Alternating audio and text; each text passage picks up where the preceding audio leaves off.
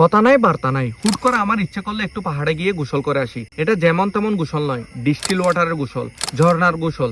এর জন্য সকালটা শুরু হয়েছিল বেশ আগে ভাগে। তাই সকাল সকাল কমলা হাতে বের হয়ে পড়লাম, যেহেতু নাস্তা করে নাই, ঘুম থেকে মানুষই উঠে নেয় বাসা। সাথে ছিল আমার কিছু ছোট ভাই। আমার গ্রামের সুন্দর দৃশ্যপট উপভোগ করতে করতে আমি সামনের দিকে এগোলাম। গন্তব্য এক অজানা ঝর্ণা, যার নাম মুখে মুখে শোনা গেলেও কেউ তেমন গিয়ে উঠেনি।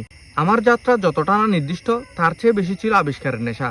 কাকারা সুরেশপুরের সুন্দর রাস্তা দিয়ে চলা শুরু করলাম। চকরি উপজেলার সব থেকে সুন্দর রাস্তা হলো এটি। রাস্তার দূর পাশে সেগুন গাছ আর সবুজে ঘেরা প্রকৃতি। আমার গন্তব্য মূলত লামার পাহাড়ি রাস্তায়। এই রাস্তায় এতটাই বাঁক ছিল যে প্রতিটি মোড়কে রয়েছে এরকম দর্পণ, যাতে দুপাশের মোড় দেখা যায়। এতটুকুই বাঁকা যায়, এখানে গ্লাস দিছে একদম 45 ডিগ্রি অ্যাঙ্গেলে, যাতে দুই পাশের রাস্তায় দেখা যায়। জানি যাত্রাপথ খুব একটা সহজ হবে না। জায়গায় জায়গায় রাস্তায় পাথর কাদা আপনাকে অবশ্যই বাধা দিবে, কিন্তু সেই বাধাই হবে আপনার জন্য রোমাঞ্চের আসল অংশ। পাহাড়ি পিচ্ছিল রাস্তা, তাই প্রকৃতি থেকে নিজের হাঁটার মতো উপযোগী কিছু বানিয়ে। আমার মতো এখানে অ্যাডভেঞ্চার প্রেমী আছেন, তাদের জন্য এইসব দৃশ্য। যদি কি আপনার এনার্জি না থাকে, তার উপর নিজের প্রতি আস্থা না থাকে, তাহলে এমন রাস্তা দিয়ে কখনো আসা উচিত নয়। আমার যাত্রা মূলত শুরু হয় এই জায়গা থেকে। লিচু গাছে একটু পুল অন করে নিজেকে চাঙ্গা করে নিচের দিকে হাঁটা শুরু করলাম। লিচু গাছে একটু নিজেকে চাঙ্গা করে নিলাম।